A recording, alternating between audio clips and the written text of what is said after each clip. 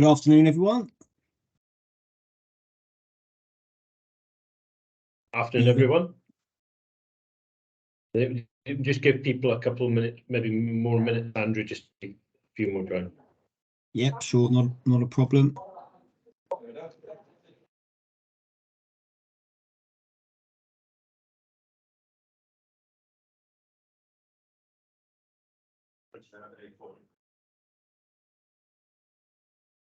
So is it actually A3 on you? When you probably went to include.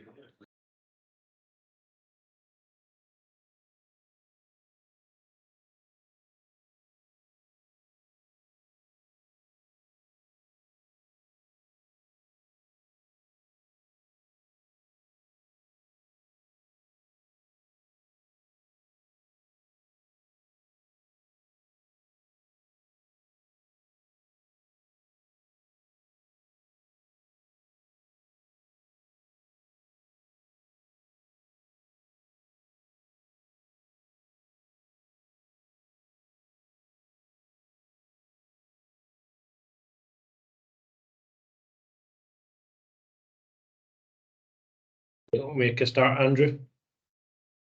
So so I'll just kick off today. So yeah, thank you everyone for joining today. Welcome to the second of our series of 3 technical webinars on significant risk that we're delivering on behalf of the Supply Chain Safety Leadership Group and National Highways.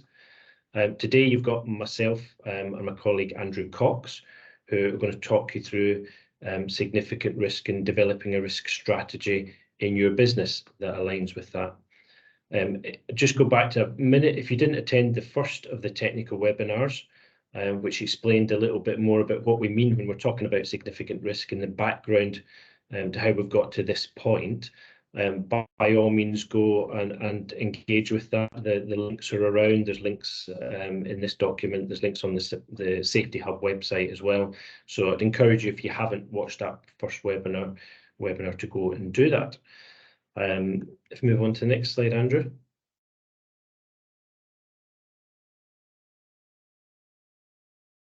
So yeah, and you can go on another one, Andrew, as well. That's just introducing the both of us. So what I wanted to do just now, just as a start, I just wanted to talk you through this slide that you can see here before I hand over to Andrew to go through today's webinar. So I wanted to spend a little bit of time talking about the first leading indicator and the first triangle, because some of you may have seen this appear in the health and safety reports that have come out for the end of May. So back in March 23, when we launched the strategic direction at the Engagement Council with National Highways, I think it was the 15th of March, and then we had a CEO MD webinar the week after on the 22nd of March. At both of these, we made a commitment to keep you updated as we evolve the leading indicators, and that's what we're going to do with this slide today. So as I said, in the June monthly health and safety performance reports that National Highways compile for us as a community, both the corporate version, that's the sort of internal National Highways version, and the supply chain version, which we all have access to through the Safety Hub, contain the first edition of this first leading indicator, and that's what you see in front of you today. And I thought it'd be useful just to talk through how that's made up, how it works, because you'll see that appearing every month now, having made its debut just last week. So let me just talk you through that. So at the top, we reiterate what our leading indicator is. So this first leading indicator that has been developed is around the strategic direction being adopted in evidence through supply chain and National Highways. And that strategic direction is what the Supply Chain Safety Leadership Group and National Highways have sort of co-developed to align with the corporate ambition National Highways have got around zero harm for 2040, but also aligns with other things that the Supply Chain Safety Leadership Group have set out as our vision as representative of the supply chain community.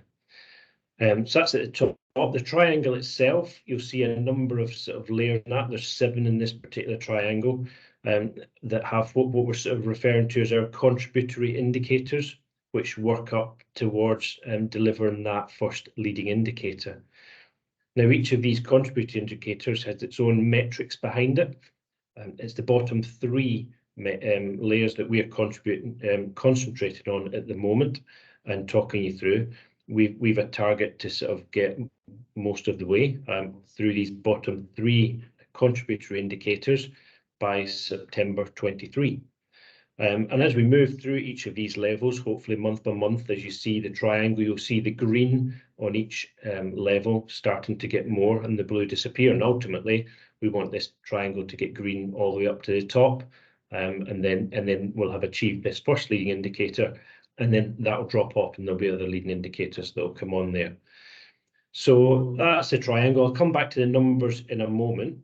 But just on the left-hand side, what you'll see each month is a brief commentary of where we've got to. So that gives an update this month of the webinars I've talked about that we've already set out, the 9 significant risks, which we'll touch on again, and this in-month performance report, which this month, up to the end of May, notes that we've engaged 46% in that bottom level. And again, I'll come to that in a bit of detail in a minute. And then just a footnote at the bottom, which just gives you a little bit of insight into some of the metrics behind that, how the numbers are generated. So there's currently 165 suppliers on National Highways list that's provided to us by National Highways. And that's contractors that directly contract with National Highways. So if you like, that's our target number. There's 165 people that are companies that we want to engage with through this. If I then go to just back to the triangle, just going through some of the numbers there. So the bottom level, that's about significant risk education. So that's where our CEO MD webinar from the 22nd of March, we've looked at a number of people who have attended that and a number of people who have watched the recording subsequent to that. We're tracking that. So 46%, that represents 76 suppliers out of 165 that are contracting direct with National Highways that have watched and engaged with that significant risk education piece. So again, if anybody hasn't engaged with that, please go and do so using the link, and there's a link on this web page as well. And that's available through Eventbrite. So moving up, this second bottom level there is around significant risk strategy being developed. And that's really about our commitment as businesses individually to the direction that we're talking about. That's what we're going to talk to you about today. That's the focus of today's webinar. And through that, we'll let you know exactly what we need to start turning that second bottom level green as we work through that. So that's why it's 0% at the minute, because we're just working through that at the moment. On the third bottom level there, that's initial significant risk profile completed. Now you'll see that 11% of businesses have already completed that. So if we think back, that's 19 suppliers who were part of the original Supply Chain Safety Leadership Group risk profile that we did. That is where we generated the 9 significant risks from. That again we'll touch on later. So that that's why that's 11%. That completing risk profile will be part of the third in our series of technical webinars that we'll talk you through later on in June and July, and you'll have an opportunity to come to them. So you'll see that this triangle updating every month, hopefully that green increasing and the percentages increasing, certainly in these bottom 3 layers as we focus on them over the next few months through to September. So that's a kind of update. I thought it was worth just going through that in a bit of detail, just to explain to you what you see, and you'll see it every month. Obviously, if you get any questions on that particularly, there's contact details at the end of this webinar that you can engage with people on the Supply Chain Safety Leadership Group, and particularly the Performance Group as a subgroup of the main group. So that's me sort of finished that first section there. So I'll hand over to Andrew now, who's going to take us through. It's Andrew to Andrew. To take us through how we look at a strategy, what we develop, how we develop that, and exactly what we need to do to start turning some of that second bottom level green. So over to you, Andrew. Thank you.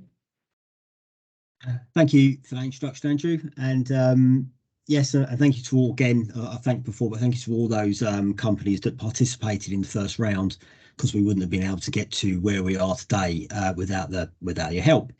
As Andrew mentioned earlier, National Highways have a strategy of zero harm by 2040, but as we've mentioned in the significant risk education previously, we still haven't fixed fatal and life-changing harm in our business. So we can't really move on to zero harm until we've removed fatal and life-changing harm from our business. And that's very much what the Supply Chain Safety Leadership Group strategic direction is focused on, and unapologetically. As we've said in previous webinars and information, people continue to die the same way they always have for the last 30 years. And it's time we change that. And this strategy and the models that I'm going to talk through are an attempt to see whether we can change our thinking. If we continue to use our traditional thinking, which has done amazing work for us so far, we are not actually going to solve these problems. We actually need to change our thinking, and that's why we call it significant risk and significant risk thinking. And that's basically what we're after the 165 companies on the triangle to do, is to look to modify their thinking around their approach to dealing with the most significant risks within our highway sector and our business. We're not asking you to drop all the other great work that you do. I said I wanted to be clear on that from now. This is very much some extra. If you wish to change your systems, then that's completely fine. That is in your control. But we're not going to be asking that from National Highways or from the Supply Chain Leadership Group. We're just asking that you apply a different model and a different thinking around your significant risks. So today I'm going to start talking about a significant risk direction. And what we're going to be after is understanding all of the 165 companies on that triangle, to understand what their philosophy is and try and get in place a direction across all businesses. As we move forward through the triangle that we were just showing on the previous screen, we will develop and continue to develop that full strategy piece about how we're going to performance manage. What are the other leading indicators? What are the other significant risk priorities? What we're looking to do with the significant risk direction is just put that framework in place, those commitments in place to build that. And again, we'd like to bring you all with us as we go through as a performance group and try to change and completely move how we report health and safety performance, how we manage leading indicators to remove and prevent the most significant harm within our industry. Hopefully, be pleased to hear we're not going to require war and peace here. What we're after the suppliers to commit to doing is to produce a significant risk direction, probably no more than 3 pages and possibly less. Obviously, we're going to let you and feel completely free to create it however you wish on your own templates, your own document control. You can completely rebrand, you can call it something different. As long as the meaning is the same, we're absolutely okay. It doesn't need to be significant risk. In my own organisation, we call it big risk. So what we're after you doing is creating a direction, and we're going to talk through that, about how that's going to live in your organisation as we develop through the leading triangle that we saw on the previous slide to manage and deal with incidents and or harm in our industry in a different way. As I said, we don't want this to be a change to your management system, and we don't want this to stop doing anything that you're already doing. We appreciate some of you are also members of large organisations. We're not asking you to change a global organisation. We're not asking you to change your whole company viewpoint if you have to go up into different groups and different areas. What we're asking is this could be, if need be, specific to your highways business or only specific to your national highways business. National highways is where we want to be. Obviously, we believe and we feel that this strategic approach would benefit any company, no matter what they do, across their health and safety performance. And we'd recommend that you would try and consider this across your whole group or your larger company. But in terms of what we're after here, we're obviously just after specifics around national highways work. So I'm going to talk you through the Supply Chain Leadership Group's significant risk strategic direction. I'm going to show you how we put that together and some of the detail around some of the items we put in there.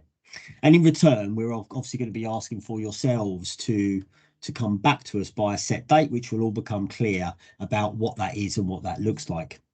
And as part of this process, we are going to be asking that your senior leadership teams acknowledge and agree to implement the philosophy and that direction. That is principally why we are approaching at the bottom of our triangle the CEOs and MDs to talk to them for you and with you about the reason why we should change.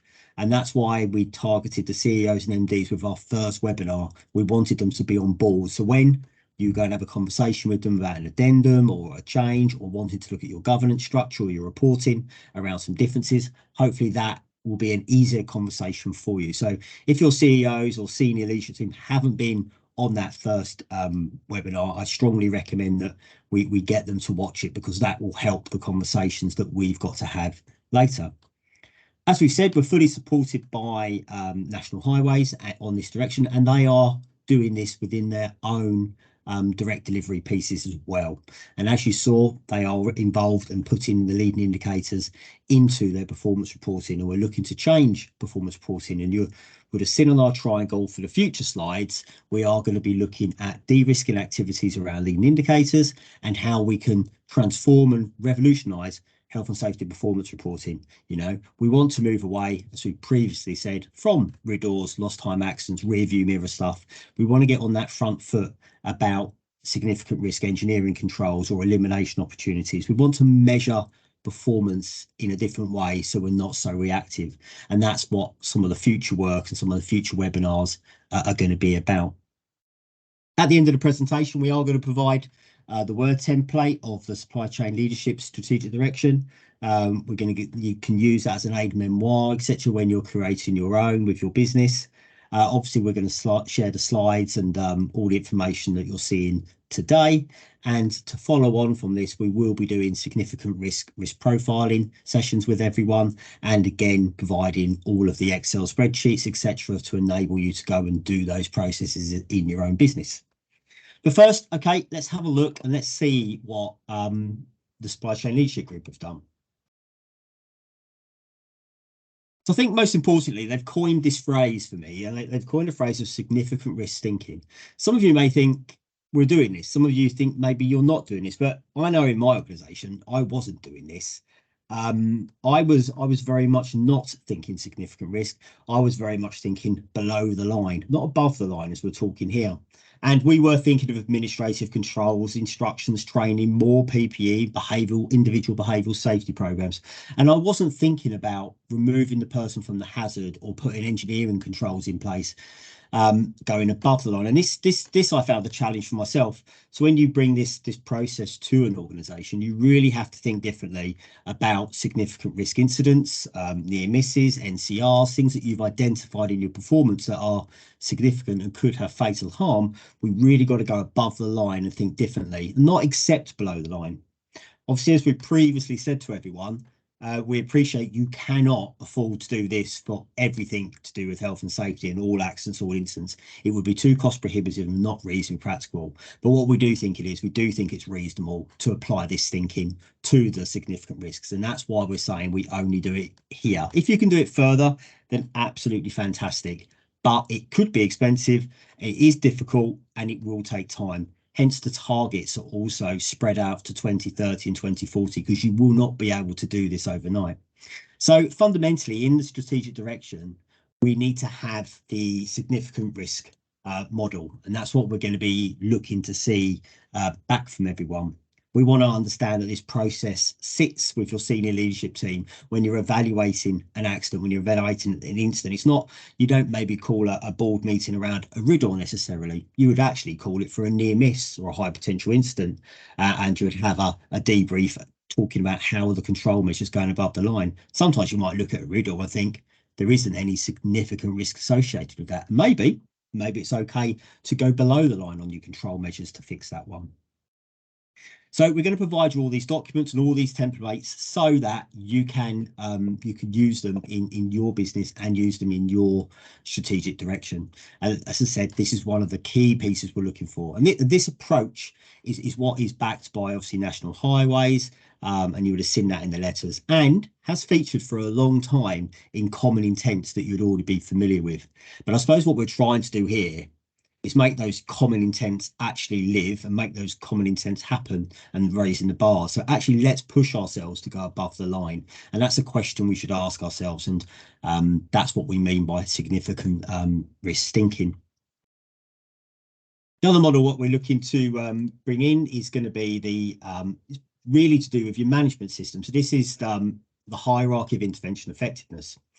Again, as a safety professional, I know that I have particularly spent time at the bottom in the less effective control measures. Yet another education program, yet another stand down, yet another set of reminders, policies and procedures. So this model, I think, is absolutely fundamental when you're applying and reviewing the corrective actions and things that you're getting from accidents and incidents. We need to see how we can force function, how we can automate and simplify with standards. Again, raising the bar is a great example of how we could do this. Simplification, we've got mandatory boxes in there where mandatory things we need to happen in the business which will improve us and make us better, and this will keep us in that system focused area, not in the people focused area. So again, we often talk about corporate memory loss, and this is why this is here. If you can go to a standard automation or forcing function, you're not going to suffer from corporate memory loss. And I don't know how many of you on the call today have looked at an accident and thought, oh, that happened to me 5 years ago and nothing's changed. That's what we've got to change. That's what we've got to do different. So we're asking people to again go above the line here, and we would like to see this in the significant risk directions that your businesses are going to put together. And that's really fundamental. These are the two things that we need to see. There's some other bits we're going to go through, but these are the actual fundamental two elements we need to see in the approach. Many people would have seen them before. Many people would be familiar with them. It's not new thinking. This isn't new thinking. But my question to everyone is, are you actually doing it? When you review corrective actions, are they above the line, those corrective actions? If it's a significant risk issue, have you gone above the line? If you haven't, that's where you've got to question yourself. And that's where you've got to say, I need to put in some significant risk thinking and think about the incidents and how we flow these out differently. So we've done our initial risk profile, as we said. Your profiles in group 3, or the technical webinar group 3 that we're going to do, may be different to the ones that you see here. We're going to help you through that stage by stage. And in the strategic direction, we don't need you to identify your significant risks. That's not going to be required, and we'll show you that. What we just need you to do is commit to doing the risk profiling, commit to prioritizing your significant risks. And we, again, as I said, we're going to show you how we profile. Again, some of you may have software and other tools that you want to use, and that will be absolutely fine. But we're going to show you how we did ours and how we would like to expand that across the supply chain so everyone can have their significant risks in place. That's going to be technical webinar 3. So I won't spend a huge amount of time on that, but you can see the 9 significant risks that we're focusing on. And we have a number of working groups as part of the supply chain leadership group already set up to start managing that. So we have occupational road risk group running, people, plant, vehicle interface, incursions, occupational health. And we also have a health and safety and design and a communication group currently up and running. And we've got more that are going to be set up. And again, all of these groups are challenged to think of the leading indicators and things that we're going to share with all of the community, so people can add that to their own performance monitoring. We're going to then add them to National Highways performance monitoring. So each group will be coming up with leading indicators that we get to share with all of the National Highways community. So we're trying to bring everyone together to make this easy, because it isn't always easy and obvious to think of leading indicators. It's a bit of a trick. So later on, we will run some webinars for everyone about how we're developing leading indicators and what we're doing to find them, because you have to go looking for them sometimes. Okay, so in our strategic direction, it's really simple. As I said, it's 3 pages. We've got our vision. All of you are familiar with our vision. You've probably all seen it and sick to the back teeth of it. But our vision is quite unequivocal: to eradicate occurrences of fatal harm, significant risks throughout the complete life cycle of national highways assets by 2030, and prevent occupational health, life-changing harm by 2040 through the elimination, substitution, isolation, or engineering controls.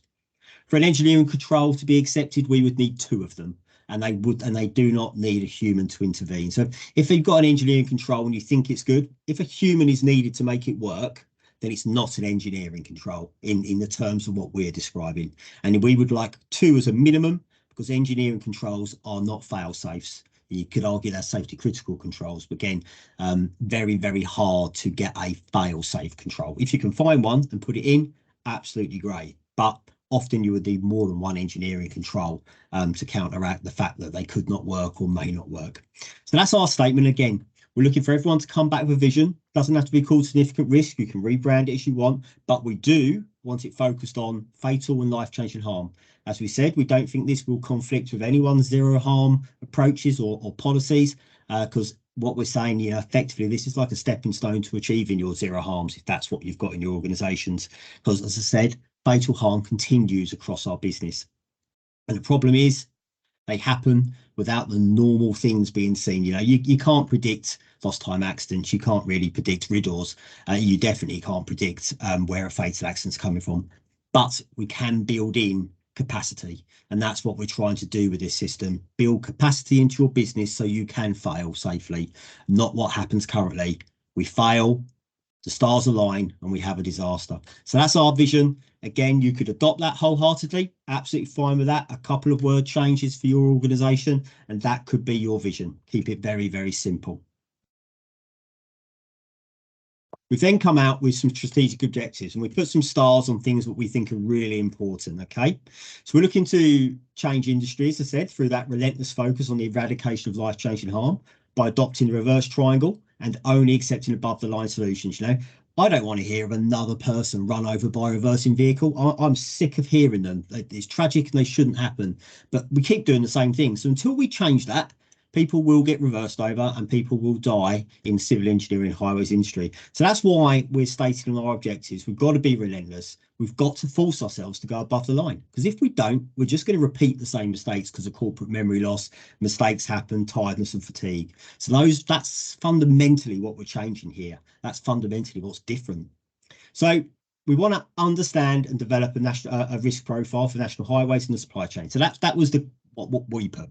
What we're going to be asking you guys to do is have a commitment to risk profile in your business. If you're on this call, I'm hoping that you're all engaged anyway, and you'll be coming to the third session that we're going to do. We're going to teach you how to do profile in a very simple way. So again, we don't expect you to have your risk profile completed for your direction. We just want you to commit that you are going to profile your business to understand where your most significant risks are. Interestingly, when we did our 11% of the supply chain, we received a number of comments back on the risk profile. And one of the comments I received, which I felt really positive about, was an organisation. I won't name them because I haven't spoken to, but an organisation said to me that they didn't really want to do it, but they did it because they felt they should and they needed to be involved and they wanted to be involved. But when they actually done it, they actually found 2 fatal risks in their organisation, which they didn't even have on their radar. Didn't even think were going to be a problem. They didn't have any plans around. So they actually, in the end, found it to be really beneficial, and they've added 2 more sort of fatal risks into their profile, into their significant risk risk assessment, and they're now looking to control it. So they got a real benefit from it. So I'm hoping others on the call, when they start to profile and start to understand where fatal harm is going to occur, will hopefully reap that same benefit. We then want to separate and prioritise significant risks. So when we do risk profiling, there's I think there's about 26 to 28 fatal risks. Again, when you guys get involved, if you find any more, please do tell me. I'll add them to the profiling template and share with others. But out of them, though, we will then, when you return them to us, we will help you profile and we will help you prioritise your significant risks and come back to you about what we think they are and why. So again, we're asking that you review all 26 to 28 of them, and then we'll come back and you might have 6, you might have 5, there might be 12 for your business, but we'll help you with that. And again, all we're after you doing is committing to doing it for us at the moment. Then we want you to be setting objectives to de-risk. You will notice that's from our triangle. So we want you to de-risk your profile. And the way you can do that is by elimination at the top of the tree. We should be going for elimination for everything. And I've mentioned to a few people at the moment, something that we're trying to do at the moment is with the Supply Chain Leadership Group and with Mineral Products Association. Obviously, we're trying to eliminate the use of sweepers in contract servicing works because they disproportionately kill people on a contract servicing work. And again, tragically been a fatality recently. So we're actually moving to, can we eliminate that? So we've asked that question. We've applied significant risk thinking. So can we take them out? Whereas before, I'd add more barriers, maybe another piece of tech, another camera, another siren. But I've never asked myself, no, hold on, let's actually challenge us in industry to not have a sweeper at all if they are such a high risk to contract servicing operatives. So again, those are those de-risking opportunities we're going to show, and we're going to, as we work with you through the triangles, we're going to show you what they are, and you guys hopefully will share with us, and we'll be able to share that with that community, and we can come up with a really good set of leading indicators or de-risking activities that we do as a group that will ultimately make us all safer and guarantee people can go home.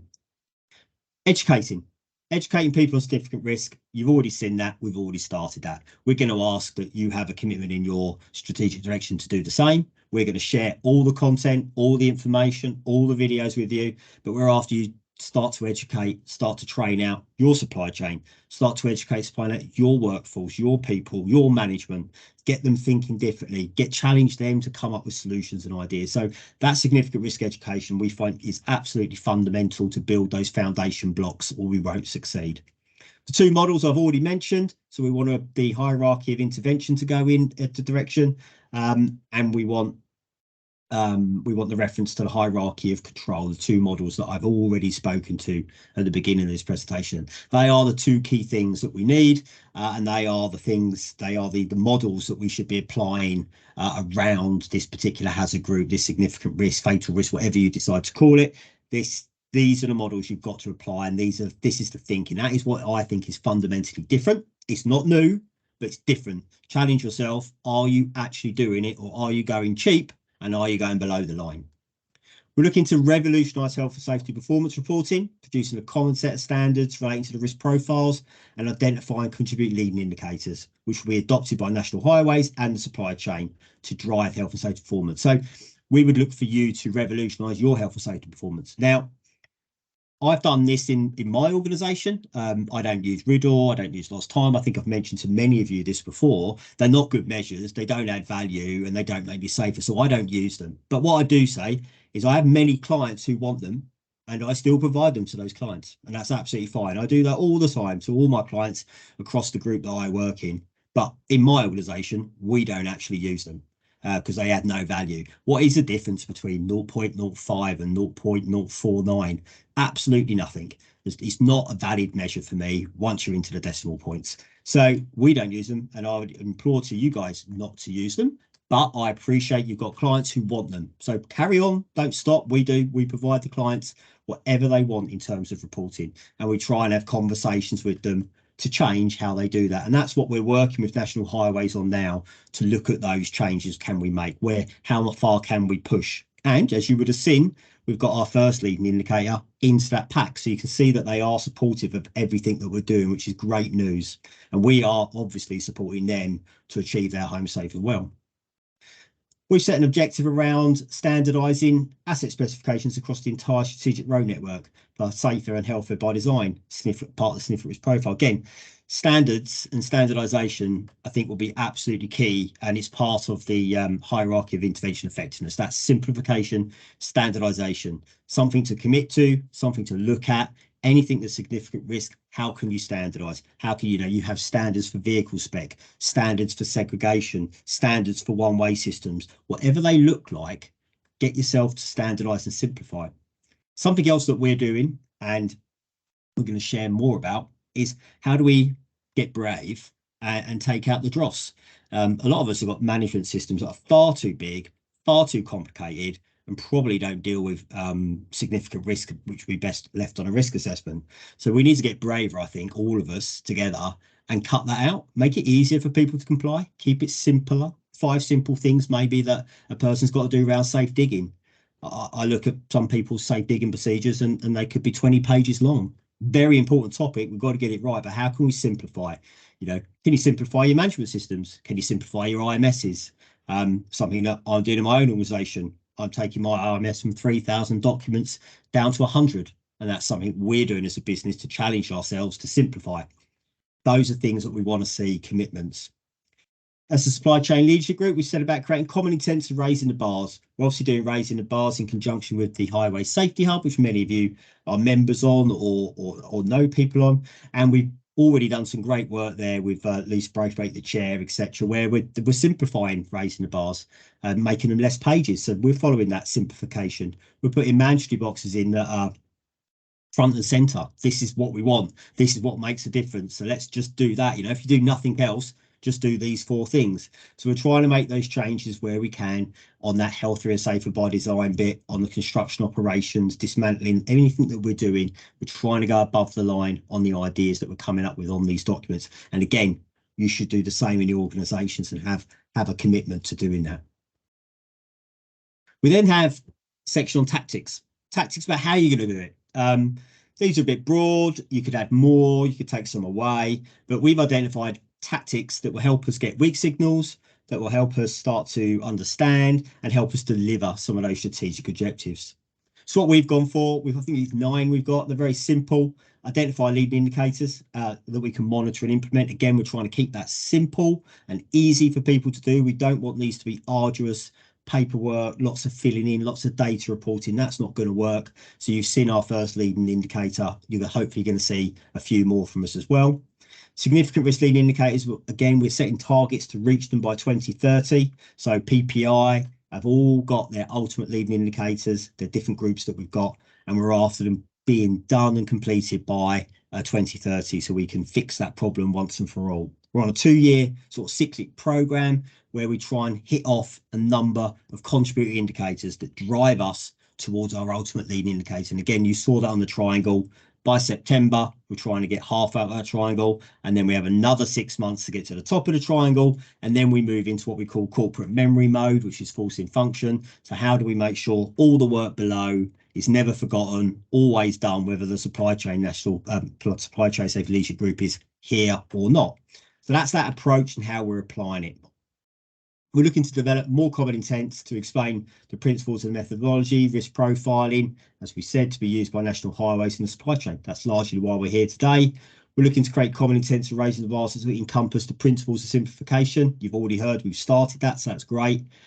And we're looking to develop things like significant risk reduction codes, focusing on outputs of risk profiles, with the emphasis on development of robust change measurements, management processes to make sure what we're doing is effective and holds and lasts. So again, these things are also going to need to be monitored. We're going to have to look at this, and you could probably get some glimpses maybe of what health and safety performance in national highways looks like in the future as we continue to work with them. It's about the presence of something, not the absence. We would much rather national highways have a conversation with us about the presence of a safety control rather than maybe the absence of lost time accidents. I'd rather they were talking to us about, you said that this whole yard would be 100% segregated with a one-way system. Where is it? Why haven't you done it? That's a much more present and powerful conversation to have. And equally, it's a measure of something that's there, your building capacity. And that's the flick we're trying to make. Think about building capacity. On the tactics further, significant risk audits.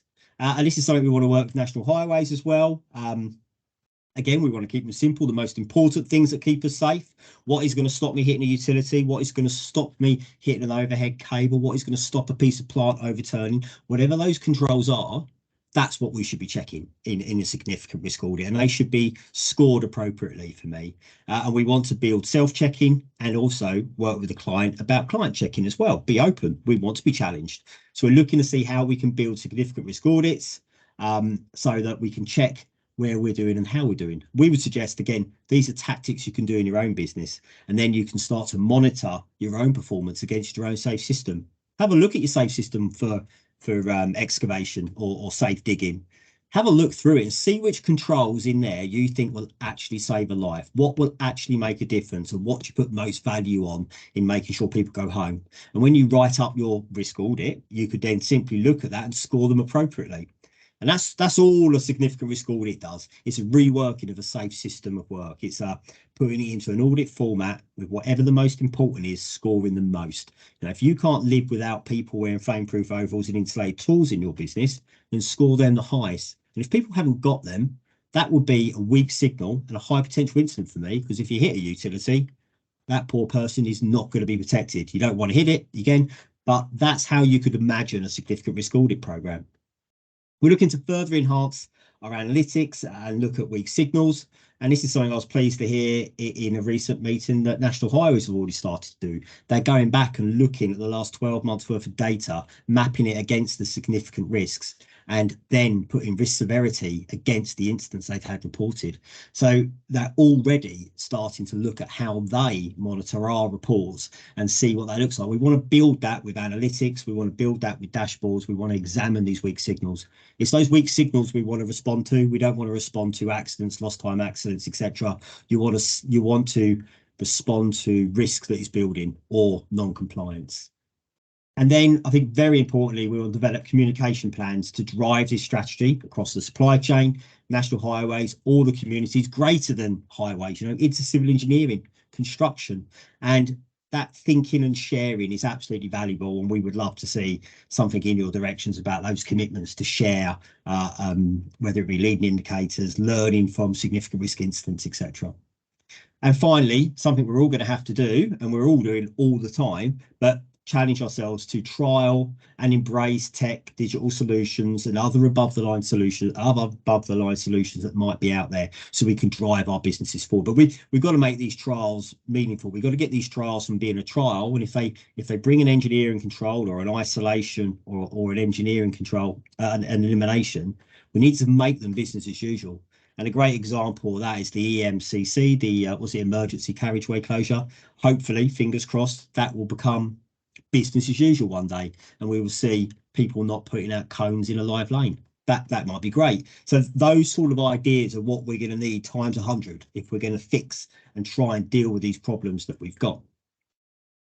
Leadership is important, and I'm sure many of you have put leadership across your businesses and done leadership, and we want to employ those great leaders and those leadership skills across this work, and that without that, none of this would work.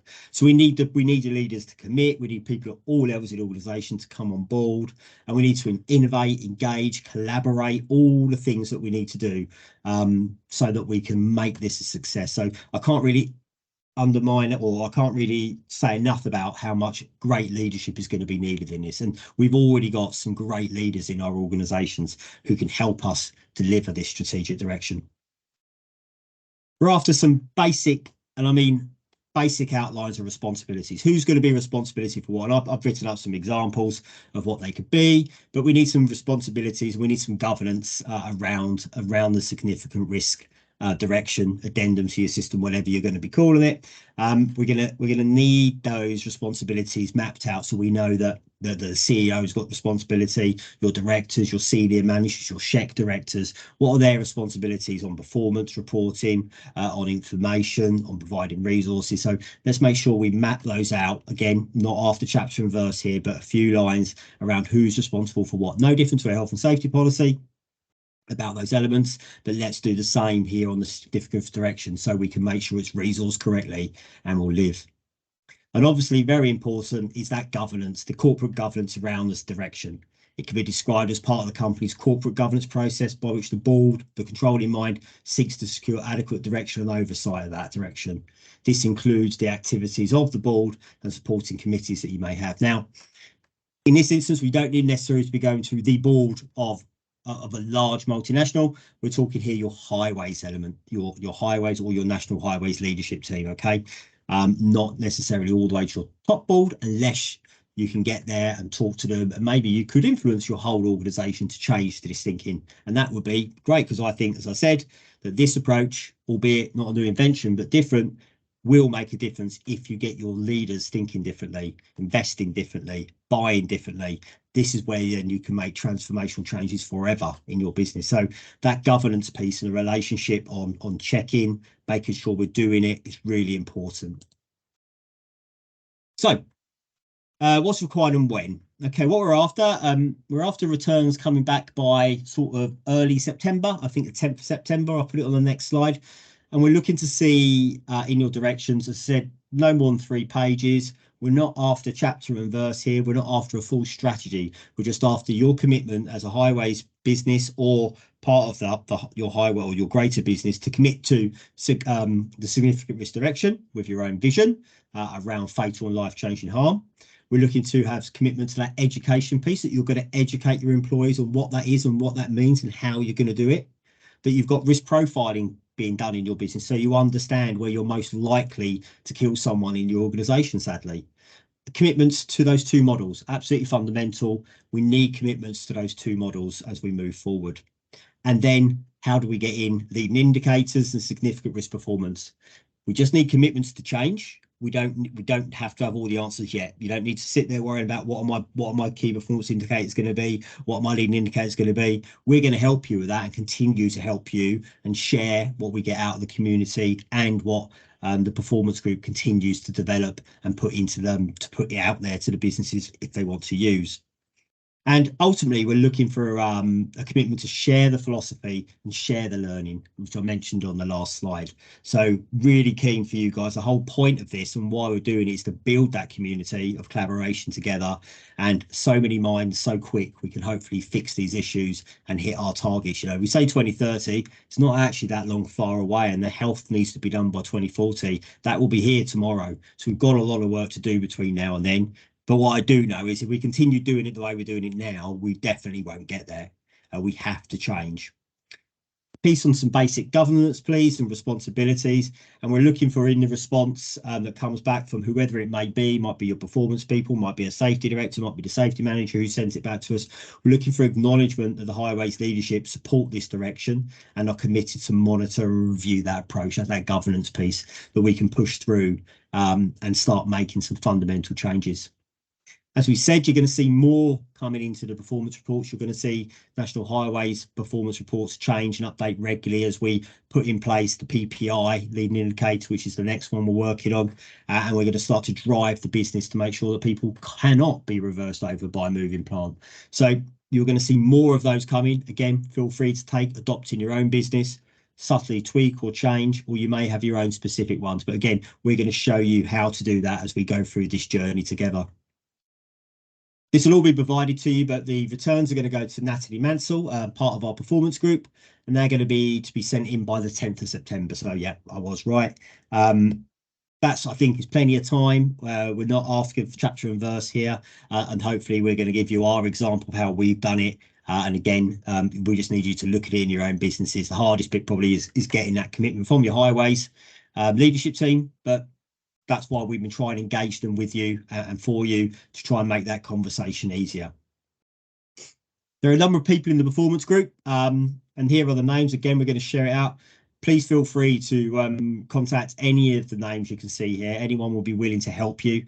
Don't sit there struggling with this. If you haven't got a clue or I haven't been clear enough today, please do feel free to contact us. I know I'm happy to have one-to-one sessions with people need be, and everyone else in the group is as well. We're more than happy to help you get this done and show you how to do it and come with you on that. So please don't sit there worrying about it. If you are concerned, just come and speak to us. We want to help you. We want to bring large organisations and small organisations. We're not trying to exclude anyone from this process.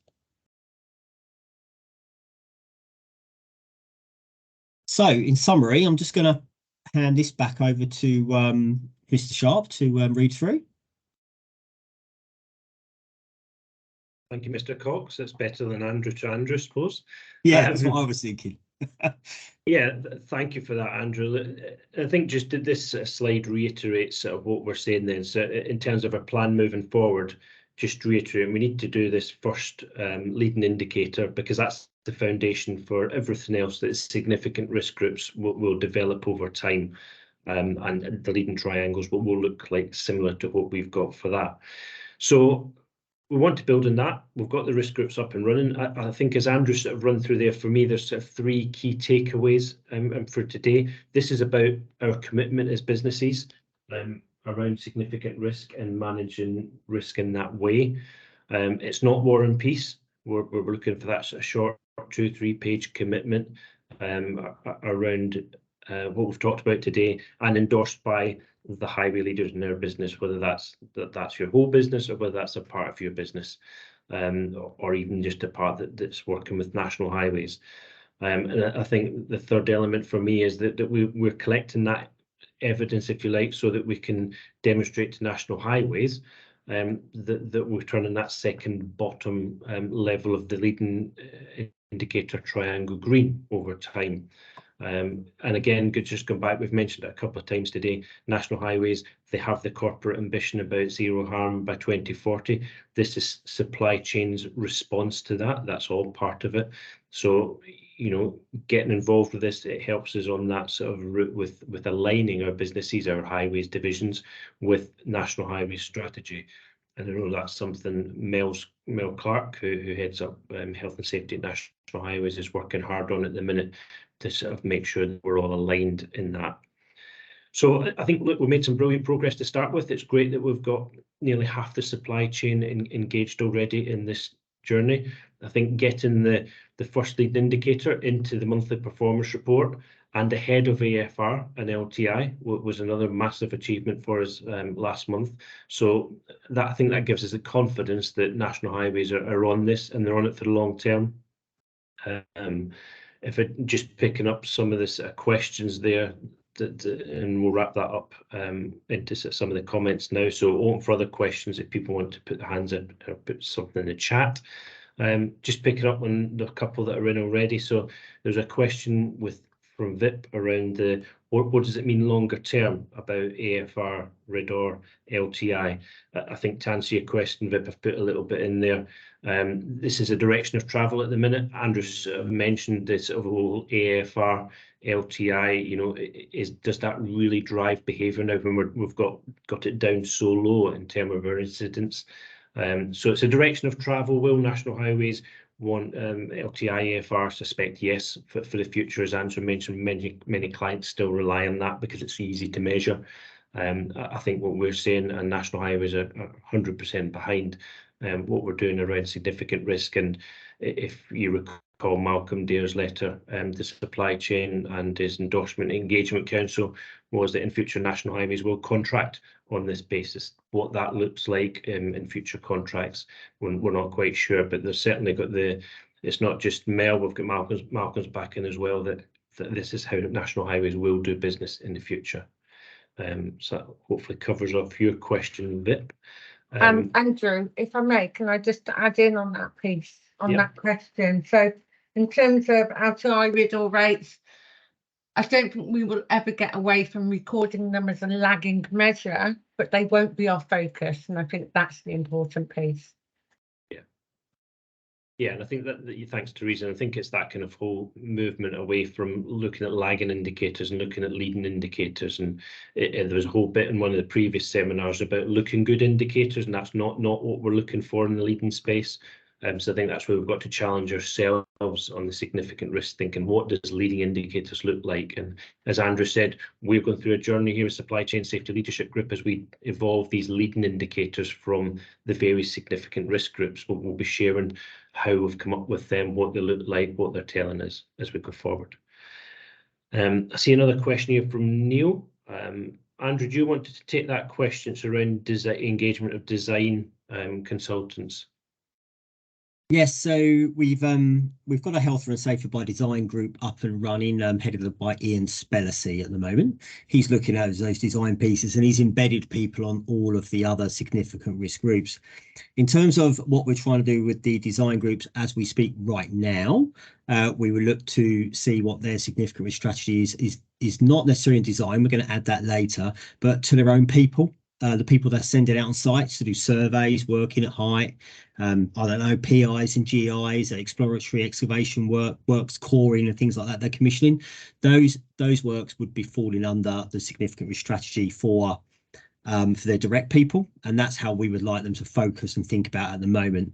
Tora Thomas and Ian Spellacy are working hard on the Healthier and Safer by Design, and we are working on leading indicators for that piece as well, because obviously there is an absolutely massive part that designers can do to help us, and we have a group up and running on that, and that's very much their focus. We will be looking to give some clear leading indicators on their performance, how we manage our consultants and designers' performance, and how they've managed to eliminate or mitigate risk within the design and how that's measured and in terms of performance. So those elements are currently being developed, and I'm sure Ian and that group will be releasing information soon and maybe doing some webinars also to explain what they're doing in that space. But in terms of consultancy, maybe on the call now, we're very focused on the strategic direction to be about your people and or contractors that you put at risk to undertake your works. Obviously, we know you pass on the design to a main contractor or another contractor, and then we have to build it. That's a separate piece of work that we are doing, and you will hear more about soon, hopefully. Thank you, Andrew. There's a couple from Ian, so I'll take the first one, and then if you've looked at the second one, Andrew. So there's a couple of typos on the email address. I think Natalie Manso's got 3 L's at the end on the thing. Oh, So apologies. We'll correct that, and I think there was another one in the list, but we'll correct that before we sort of send out the presentation. So we'll make sure that's sorted.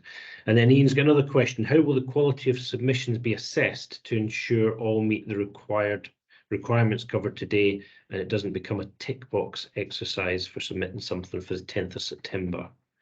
Do you want to take that, Andrew, as well? Yes, so as we said, it's a strategic direction, not a strategy. A strategy, we appreciate, could take many, many months to develop and put in place and go through many approvals.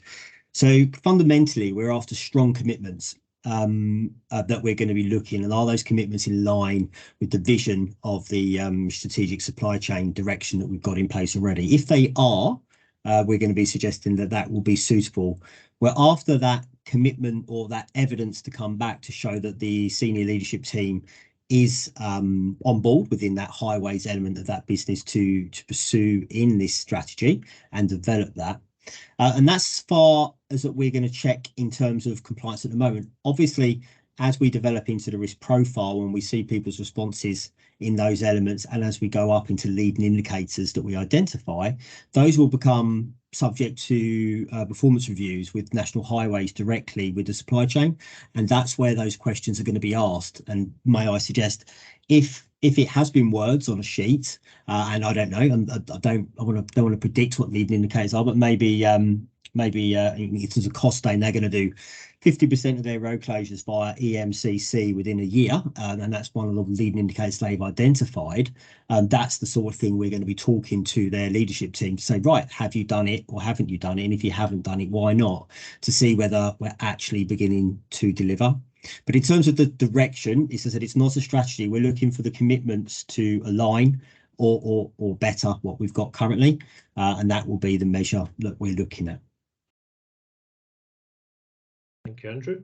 Are there any other questions from anybody? That's all the questions in the chat that we've covered off at the minute. Any other questions from anybody?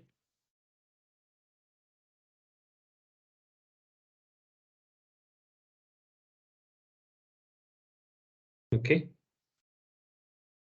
I don't think there's any other hands up. So yeah, just finish off by saying that thank you for attending today's webinar. By all means, please reach out to us. It's taken the supply chain safety leadership group sort of a year, 18 months to get to where we've got to today, and we've had many discussions over meetings and over evenings about what this looks like and how we're going to do it. So we appreciate it's not something that can be done quickly. As Andrew said, this is a long-term change of direction, but we have our client behind us, which is great thing to be at. So just a reminder, the third of the technical webinars, which is around significant risk profiling, which will take you through how we profile and the outcome of that. And again, we'll share templates and what we've used already for that. So if you haven't signed up for that, Wednesday the 28th of June and Tuesday the 4th of July, sign up for them. And if you've got colleagues that haven't attended this one that want to attend, there's obviously another opportunity for that next week to attend the session 2. So thank you all for your attending today.